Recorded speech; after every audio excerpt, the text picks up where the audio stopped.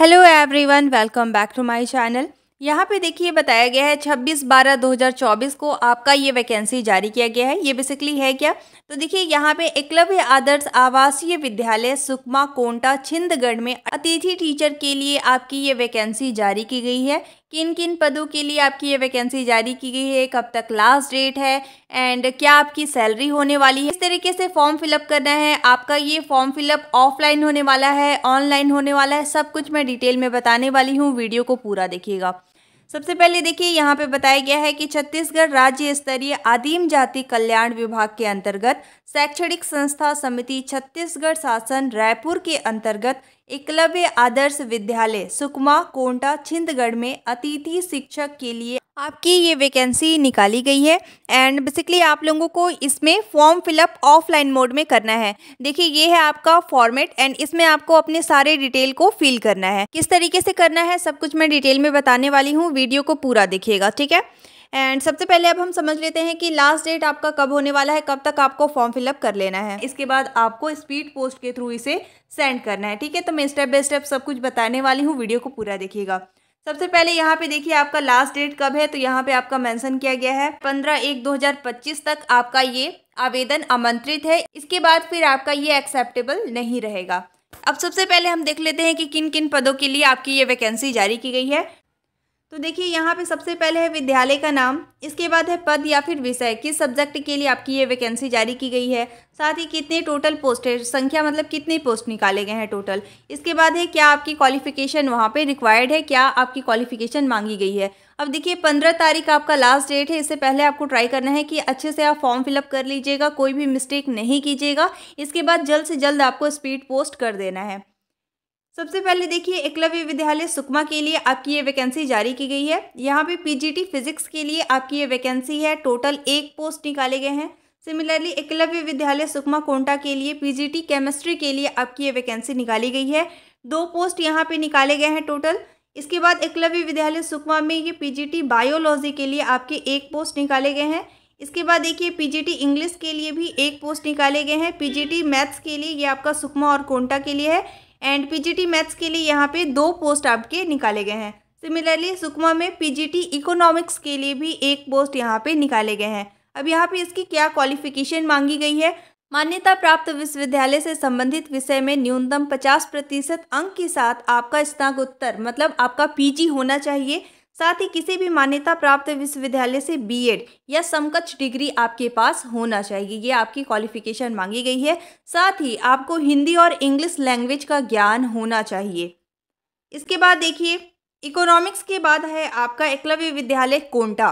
कोंटा में आपका PGT computer science के लिए 1 पोस्ट निकाले गए हैं। इसके लिए आपकी क्वालिफिकेशन मांगी गई है मान्यता प्राप्त विश्वविद्यालय से एमएससी कंप्यूटर साइंस या फिर आईटी में, या फिर एमसीए अथवा एमटेक कंप्यूटर साइंस आईटी से आपका होना चाहिए। एंड साथ ही आपको हिंदी और इंग्लिश लैंग्वेज की यहाँ पे रिक्वायर्ड मांगी गई है, मतलब आपको हिंदी और इंग्लिश दोनों का नॉलेज प्रॉपर होना चाहिए। इसके बाद देखिए एकलव्य विद्यालय सुकमा कोंटा छिंदगढ़ के लिए काउंसलर के लिए आपका ये वैकेंसी जारी किया गया है। यहाँ पे काउंसलर के लिए कौन अप्लाई करेगा, फीमेल अप्लाई करेगी। साथ ही आपका यहाँ पे 3 पोस्ट निकाले गए हैं। इसके लिए क्या क्वालिफिकेशन मांगी गई है, मान्यता प्राप्त विश्वविद्यालय से आपका पीजी डिग्री होना चाहिए मनोविज्ञान या फिर चिकित्सीय मनोविज्ञान से, ठीक है। इसके बाद हिंदी और इंग्लिश का आपको प्रॉपर लैंग्वेज का अच्छे से ज्ञान होना चाहिए। यहाँ पे टोटल आपके 12 पोस्ट निकाले गए हैं। सिमिलरली अब देखिए एकलव्य विद्यालय सुकमा कोंटा या फिर छिंदगढ़ में टीजीटी सोशल साइंस के लिए आपके 3 पोस्ट निकाले गए हैं।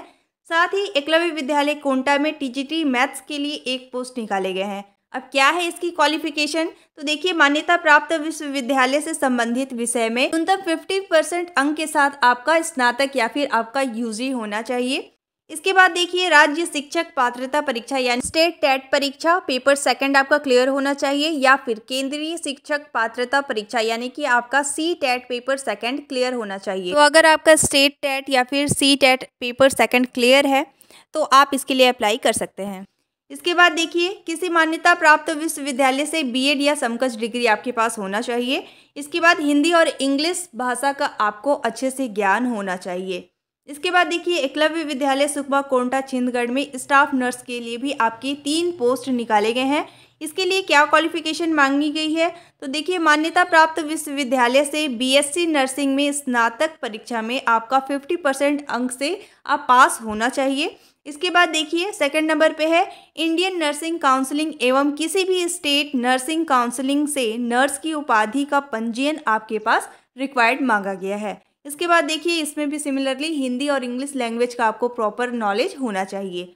इसके बाद देखिए एकलव्य विद्यालय सुकमा कोंटा छिंदगढ़ के लिए ये है इलेक्ट्रीशियन के लिए आपके पोस्ट निकाले गए हैं। यहाँ पे टोटल 3 पोस्ट निकाले गए हैं।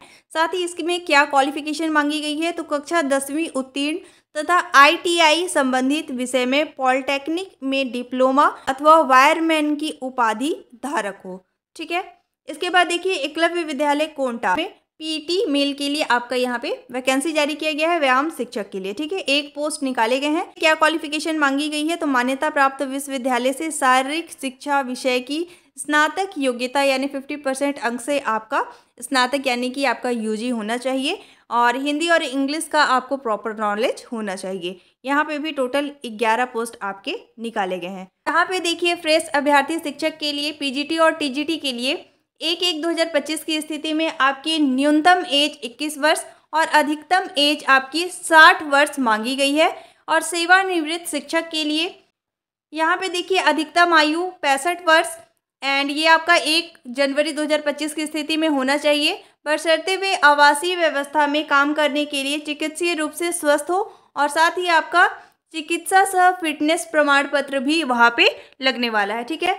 इसके बाद देखिए नियुक्ति से संबंधित यहाँ पे बताया गया है। मैं मेन पॉइंट यहाँ पे बता देती हूँ। साथ ही ये पीडीएफ मैं आपको टेलीग्राम ग्रुप में शेयर कर दूंगी, वहाँ से आपको एक बार इसे देख लेना है। यहाँ पे जो भी इंपॉर्टेंट चीज़ है मैं सब कुछ यहाँ पे मेंशन कर दे रही हूँ। इसके बाद भी अगर आप चाहे तो इसे डिटेल में एक बार पढ़ सकते हैं। यहाँ पे बताया गया है कि 1 वर्ष में 8 आकस्मिक अवकाश के प्रावधान की अनुमति होगी। इसके बाद देखिए यहाँ पे सबसे इम्पॉर्टेंट चीज़ आपका बताया गया है कि यदि कोई अभ्यर्थी 2 विभिन्न पदों के लिए योग्यता धारिता रखता हो तो उन्हें दोनों पदों के लिए पृथक पृथक आवेदन करना होगा। जैसे आप अप्लाई कर रहे हैं तो आपने एक फॉर्म फिलअप किया, किस स्कूल के लिए किया उसको आपको पूरे डिटेल में भरना है। इसके बाद आप किसी और पोस्ट के लिए अगर अप्लाई करना चाहते हैं तो आपको अलग से फिर से फॉर्म फिलअप करना पड़ेगा उस स्कूल के लिए। ठीक है। इसके बाद यहाँ पे आप मानदेय देख सकते हैं कि आपकी क्या सैलरी होने वाली है। यहाँ पे देख सकते हैं पीजीटी के लिए आपका 45,000 प्रति माह होने वाला है, टीजीटी के लिए आपका 42,000 प्रति माह होने वाला है। इसके बाद देखिए काउंसलर या फिर व्यायाम शिक्षक या फिर स्टाफ नर्स के लिए 25,000 रुपये अधिकतम प्रति माह अथवा 1,000 रुपये प्रतिदिन के मान से। इसके बाद देखिए इलेक्ट्रीशियन का कलेक्टर द्वारा निर्धारित दर से आपको वहाँ पे प्रोवाइड किया जाएगा। इसके बाद देखिए यहाँ पे बताया गया है विद्यालय के आवासीय होने के कारण विद्यार्थियों के हित को ध्यान में रखते हुए रेमेडियल क्लासेस या फिर आपका सुपरवाइज्ड स्टडी लगाई जाती है, जिसके लिए अतिथि शिक्षक को अलग से भुगतान नहीं किया जाएगा। ठीक है। इसके बाद देखिए यहाँ पे आपका चयन प्रक्रिया बताया गया है। यहाँ पे आप पढ़ सकते हैं इसको। बाकी यहाँ पे देखिए सबसे इंपॉर्टेंट चीज बताया गया है कि एकलव्य आदर्श आवासीय विद्यालय हेतु सुकमा कोंटा छिंदगढ़ तीनों स्थान में विज्ञापित में रिक्त पद हो तो प्राथमिक क्रम में एकलव्य विद्यालय का चयन आवेदन पत्र में अंकित करें। मतलब आपको एज अ प्रेफरेंस, जैसे मान लीजिए 3 स्कूल में आपकी वैकेंसी हुई तो सबसे पहले आप कहाँ पे ज्वाइन करना चाहेंगे उसे आपको एज अ प्रेफरेंस सेलेक्ट करना है। जैसे मान लीजिए आपने इस स्कूल को सिलेक्ट किया तो यहाँ पे फर्स्ट कर लीजिए, इसके बाद सेकंड कर लीजिए, फिर थर्ड कर लीजिएगा। ठीक है। तो इस तरीके से आपको नंबरिंग करना इंपॉर्टेंट है। इसके बाद देखिए यहाँ पे है अभ्यर्थी द्वारा वॉक इन इंटरव्यू साक्षात्कार के समय समस्त दस्तावेजों की मूल प्रति आपके पास होनी चाहिए, क्योंकि वहाँ पे देखा जाता है। साथ ही देखिए स्व प्रमाणित यानी सेल्फ अटेस्टेड आपका वहाँ पे होना चाहिए, वो उस समय आपका मांगा जाएगा। इसके बाद देखिए साक्षात्कार के लिए यात्रा या फिर दैनिक भत्ता देय नहीं होगा। इसके बाद आप देख सकते हैं आवेदकों की संख्या अधिक होने पर साक्षात्कार 2 दिन में भी पूरा किया जा सकता है, तो इसके लिए आपको अलग से इन्फॉर्म कर दिया जाएगा। इसके बाद देखिए अभ्यर्थी द्वारा आवेदन करने की प्रक्रिया, इसको आप ध्यान से समझिएगा। इसी तरीके से आपको अप्लाई करना है, स्पीड पोस्ट करना है। सबसे पहले देखिए विज्ञापन के पदों पर आवेदन केवल ऑफलाइन स्वीकार किया जाएगा। मतलब आपको ऑफलाइन मोड में ही इसे स्पीड पोस्ट करना है, ऑनलाइन आपका ये एक्सेप्टेबल नहीं रहेगा। इसके बाद जिला की वेबसाइट sukma.government.in पर ये उपलब्ध है। ये फॉर्मेट आपका है, इसको आपको डाउनलोड कर लेना है। इसके बाद फिर आपको इसे फॉर्म फिलअप करना है। ठीक है। इसके बाद देखिए भेजे जाने वाले समस्त दस्तावेज की प्रतिलिपि मूल अभिलेख से मिलान कर स्व प्रमाणित होना चाहिए। मतलब आप जो भी डॉक्यूमेंट यहाँ पे फिल करेंगे उसका वहाँ पे सेल्फ अटेस्टेड, मतलब आपको जो भी आपने मान लीजिए 10th का मार्कशीट आपने अटैच किया तो वहाँ पे आपका सेल्फ अटेस्टेड मतलब आपका साइन वहाँ पे रिक्वायर्ड है। इसके बाद देखिए, निर्धारित आवेदन पत्र के प्रारूप में समस्त स्व प्रमाणित अभिलेख के साथ एक बंद लिफाफे में सील बंद कर संबंधित जिले के जिला स्तरीय समिति के कार्यालय में रजिस्टर्ड डाक से या फिर स्पीड पोस्ट से आपको ये फॉर्म जो आप फिल करेंगे उसे भेजना है। अब देखिए, भेजे जाने वाले लिफाफे के ऊपर आप ध्यान से समझिएगा, यहाँ पे आपको लिफाफे के ऊपर क्या लिखना है। लिफाफे के ऊपर स्पष्ट रूप से एकलव्य आदर्श आवासीय विद्यालय के लिए अतिथि शिक्षक या फिर इलेक्ट्रीशियन या फिर आप स्टाफ नर्स जिसके लिए भी आप अप्लाई कर रहे हैं उसको आपको मेंशन करना है। भर्ती हेतु आवेदन पत्र 2024-25 लिखा जाना आपका वहां पे मैंडेटरी है। इसके बाद हम देख लेते हैं किस तरीके से आपको फॉर्म फिलअप करना है। यहाँ पे सबसे पहले आपको पासपोर्ट साइज आपको अपना फोटो को यहाँ पे लगाना है। इसके बाद देखिए, यहाँ पे आवेदित पद का नाम, किसके लिए आप अप्लाई करना चाहते हैं उस पद का नाम लिखिएगा, विषय लिखिएगा, इसके बाद आपका क्या माध्यम है इसको आपके यहाँ पे लिख लेना है। इसके बाद देखिए, सहायक आयुक्ति सह सदस्य, यहाँ पे सबसे पहले आपको समझिए क्या क्या लिखना है। आप देखिए, यहाँ पे है आवेदक का नाम, हिंदी में आगे आपको लिख लेना है। इसके बाद इंग्लिश में कैपिटल लेटर में आपको यहाँ पे अपना नाम लिखना है। सिमिलरली आपको अपने फादर का नाम हिंदी में लिखना है। इसके बाद कैपिटल में आपको अपने फादर का नाम इंग्लिश में लिखना है। इसके बाद देखिए, जन्म तिथि लिखना है शब्दों में। इसके बाद है लिंग, आपका क्या जेंडर है, यहाँ से महिला, पुरुष या अन्य आपको यहाँ पे लिख लेना है। इसके बाद देखिए, विवाहित है या फिर अविवाहित है, जैसे आप अविवाहित है तो आप अविवाहित वाले ऑप्शन पे टिक कीजिएगा। इसके बाद यहाँ पे आपको लिखना है अविवाहित, ठीक है। इसके बाद देखिए, एज आपका 1/1/2025 की स्थिति में कितना है, आगे आपको यहाँ पे वर्ष लिखना है, फिर माह लिखना है, फिर आपको यहाँ पे दिन लिख लेना है। इसके बाद छत्तीसगढ़ के मूल निवासी का विवरण, आप किस जिले से हैं, तहसील, ग्राम आपको यहाँ पे लिख लेना है। साथ ही आपको यहाँ पे समक्ष अधिकारी के द्वारा जारी निवास प्रमाण पत्र आपको यहाँ पे अटैच करना होगा। इसके बाद देखिए, यहाँ से आपको अपनी कैटेगरी लिख लेनी है। अगर आपका सर्टिफिकेट बनता है तो आपको यहाँ पे सर्टिफिकेट भी लगा देना है, अटैच कर लेना है। इसके बाद देखिए, शैक्षणिक व्यावसायिक योग्यता का विवरण जो अनिवार्य अर्हता में चाहा गया है, जो भी क्वालिफिकेशन मांगी गई है उसके अकॉर्डिंग आपको फिलअप करना है। जैसे देखिए, सबसे पहले आप 10th का फिल कीजिएगा, इसके बाद 12th का, इसके बाद फिर आपको यूजी का करना है, पीजी का करना है, फिर आपकी जो जो क्वालिफिकेशन है उसको आपको लाइन से ऐसे करके फिल करना है, ठीक है। इसमें देखिए, सबसे पहले परीक्षा का नाम है तो परीक्षा का नाम आपको लिख लेना है, जो भी आगे 10th है 12th है। इसके बाद देखिए, उत्तीर्ण होने का वर्ष, कब आपने वो जैसे 10th पास किए हैं तो 10th आप कब पास किए हैं उसको लिखना है। इसके बाद मान्यता प्राप्त किस विद्यालय से, किस बोर्ड से आपने पास किया है उसे लिखना है। इसके बाद कौन सा सब्जेक्ट आपका है, टोटल कितने नंबर का आपका एग्जाम हुआ था वो लिखना है। इसके बाद कितना आपने उसमें स्कोर किया वो लिखना है। इसके बाद देखिए, आपका कितना टोटल परसेंट है वो लिखना है। इसके बाद यहाँ पे आपको मीडियम लिखना है, आपने हिंदी मीडियम से किया हुआ है, इंग्लिश मीडियम से किया हुआ है, उसको आपको यहाँ पे फिल करना है, ठीक है। इसके बाद देखिए, छत्तीसगढ़ राज्य शासन में शासकीय, अर्धशासकीय संस्था अथवा अनुदान प्राप्त निगम मंडल शैक्षणिक कार्य के अनुभव का विवरण, आपके पास अगर एक्सपीरियंस है तो आपको यहाँ पे एक्सपीरियंस को फिल करना है। तो यहाँ पे देखिए, सबसे पहले आपको नियोक्ता या फिर विभाग या फिर संगठन है उसका नाम लिखना है। इसके बाद देखिए, संस्था प्रतिष्ठान का नाम जहाँ पे आपने कार्य किया है। इसके बाद क्या पदनाम है उसका, पद की क्या प्रकृति, स्थायी है, अस्थायी है, संविदा है, प्रतिनियुक्ति है, क्या है आपको यहाँ पे लिख लेना है। फिर है मासिक वेतन, यहाँ पे आपको लिख लेना है। कार्य ग्रहण की अवधि, कब तक आपने वहाँ पे काम किया या फिर जॉब किया, ये लिखना है। इसके बाद है कुल अनुभव का माह, यहाँ पे आपको लिख लेना है, ठीक है। इसके बाद देखिए, नियोक्ता संबंधी जानकारी, तो आपको यहाँ पे अपना सब कुछ फिल करना है। जैसे देखिए, सबसे पहले नियोक्ता, विभाग, संगठन का नाम लिखना है, फिर संस्था या फिर प्रतिष्ठान का नाम जहाँ पे आपने कार्य किया, फिर यहाँ पे दूरभाषा यानी कि आपको अपना मोबाइल नंबर डालना है। मोबाइल नंबर और ईमेल आपको वही डालना है जो आपका एक्टिव हो, उसी के थ्रू आपको वहाँ पे जब आपका सिलेक्शन हो जाएगा तो कॉन्टैक्ट किया जाएगा। इसके बाद अनुभव प्रमाण पत्र जारी करने वाले अधिकारी का नाम या फिर पदनाम आपको यहाँ पे लिख लेना है। अब यहाँ पे पत्र व्यवहार का पूरा पता, यहाँ पे आपको अपना करंट एड्रेस को पूरा फिल करना है। मोबाइल नंबर, व्हाट्सअप नंबर डाल दीजिएगा, ईमेल आईडी, इसके बाद फिर जिला का नाम, पिन कोड आपको यहाँ पे डाल लेना है, ठीक है।